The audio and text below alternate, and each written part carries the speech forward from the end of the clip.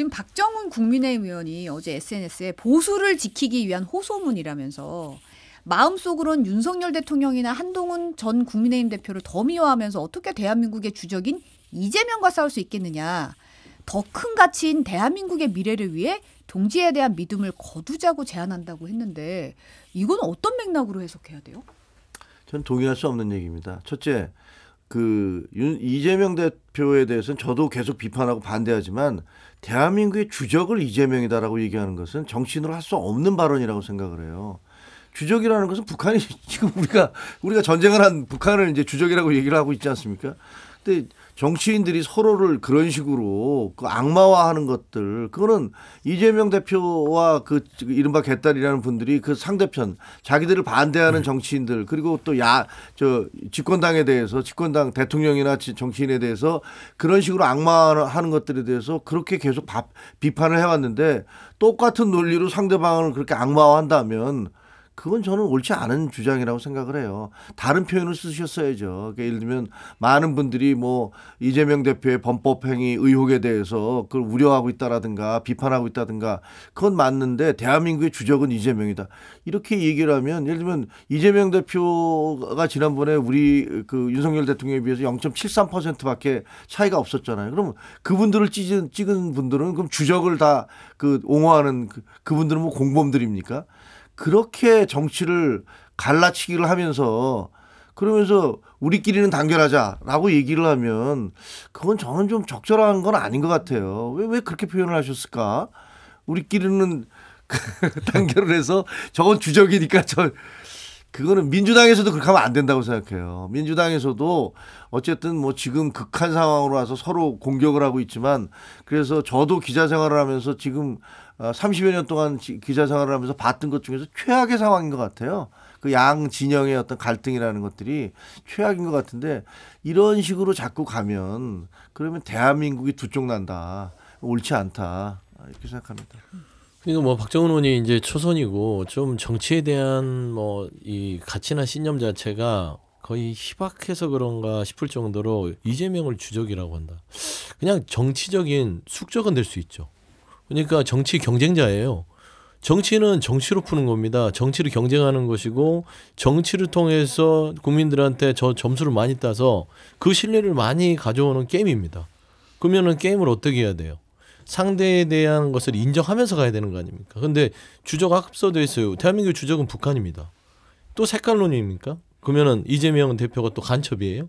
주적이면?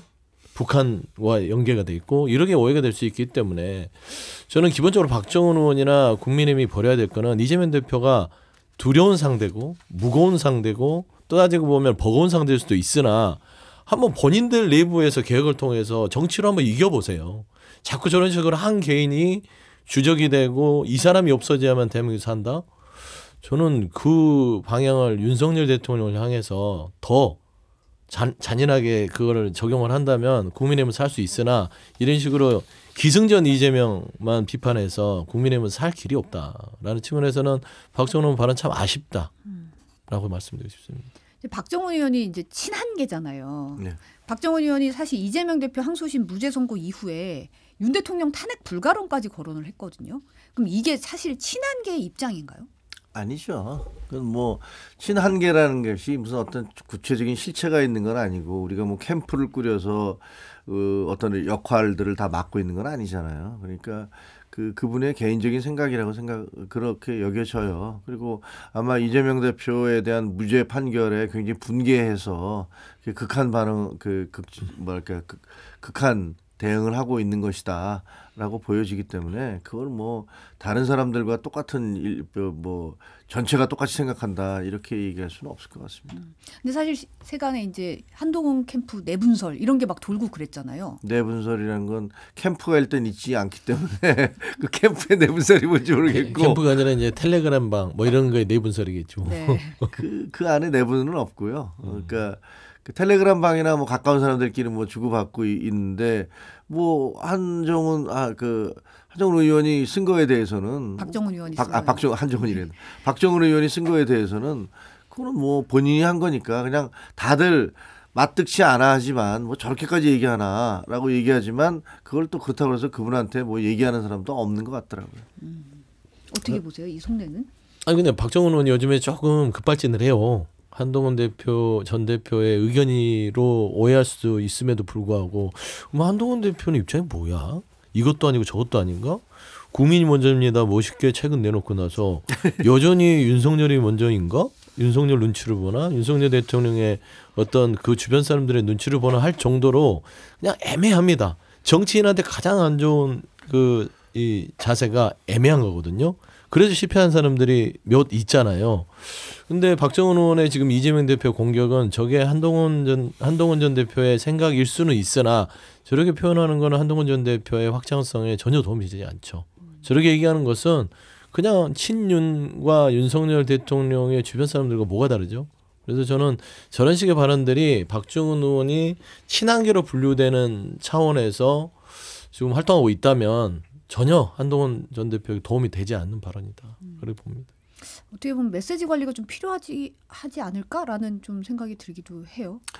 뭐 의원들이 이제 여러분들이 계시니까 나는 한동훈 대표의 그 비상계엄에 대한 반대 그런 입장들 그리고 그게 조기 퇴진을 하든가 아니면 탄핵 심판을 받아보든가 뭐 이거 해야 된다라는 입장에 동의하는 분들이 꽤 있기 때문에 그런 분들이 근데 개별적으로 얘기하는 것들까지 우리가 다 뭐 얘기할 정도의 그렇게 탄탄한 조직이 그렇게 그 캠프라고 얘기할 수 있는 것이 꾸려져 있지 않다는 뭐 그 말씀만 좀 드리겠습니다. 네.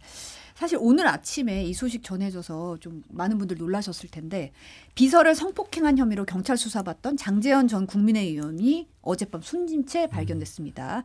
장 전 의원의 유서에는 가족을 향한 내용이 담겨 있는 걸로 알려졌고 피해자에 대한 구체적인 언급은 없는 것으로 전해졌어요.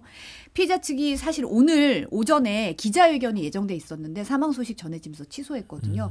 이 사안은 어떻게 보십니까?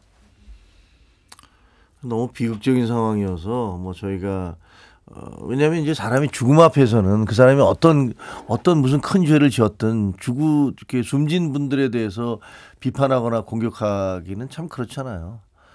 근데 만약에 지금까지 알려진 게 다 사실이라면 그 장제원 의원은 해서는 안 될 행위를 한 것이고 그리고 그것을 이제 또 부인을 했었잖아요. 그런 것들에 대해서도 비판을 받아야 마땅하다고 생각을 합니다. 그리고 이것을 뭐 자기 스스로 이렇게 그 죽음이라는 형태로 스스로 극단적 선택을 하는 형태로 매듭을 지은 것도 저는 사실은 옳지 않다고 생각을 해요. 잘못된 것은 자기가 잘못했으면 내가 잘못 판단을 해서 그때 뭐 순간적인 뭐에 의해서 이렇게 잘못했다.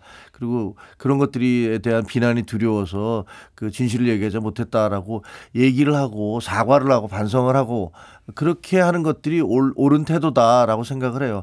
어떤 경우든 자신에게 주어진 비난, 공격을 그 막는 방법으로 그 회피하는 방법으로 극단적 선택을 하는 건 그건 옳지 않다. 저는 그렇게 생각을 합니다만 그러나 이제 생명은 소중한 것이고 그분이 뭐 숨진 분에게 대해서 이렇게 좀 부정적인 얘기를 하는 것도 좀 마음이 굉장히 부담이 돼요. 그래서 말을 하기가 좀 꺼려지네요. 뭐 안타까운 일이죠. 그러니까 뭐 앞서 말씀을 잘 다 해주셨는데 일단은 정치인으로서 본인이 책임져야 될 부분들은 책임지려고 했던 것 같은데 어제 이제 일부 보도에 보니까 그 영상 피해자 측의 영상이 아주 구체적으로 보도가 되면서 어떤 그 막다른 골목에 다다랐지 않았을까. 그리고 정계 은퇴를 선언하려고 했었던 것일까.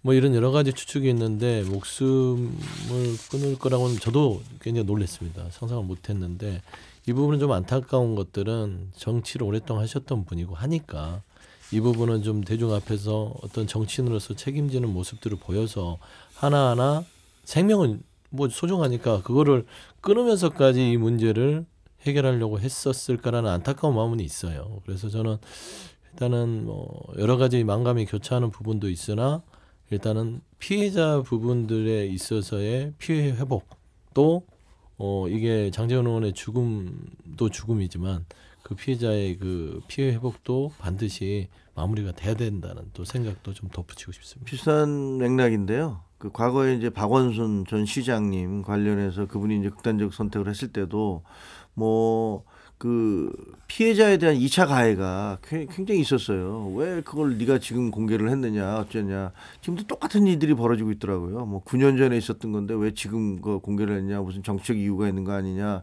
뭘 원하느냐. 뭐 이거는 안 된다고 생각을 합니다. 그거는 뭐 명백한 사실인데 그 가해자가 아니라 피해자에 대해서 공격을 하면서 가해자에 대한 미안함을 그걸로 덮어버리려는 것은 그거는 굉장히 비겁한 행위고 옳지 않다고 생각을 해요. 그래서 그 이수정 뭐 그 교수님도 그런 얘기를 했던데 아마 이렇게 되면 이 피해자에 대해서 좀 신변 보호를 해야 될지도 모른다. 뭐 이런 얘기를 하더라고요. 그래서 이런 부분들을 좀 신경을 써야겠다라고 생각합니다.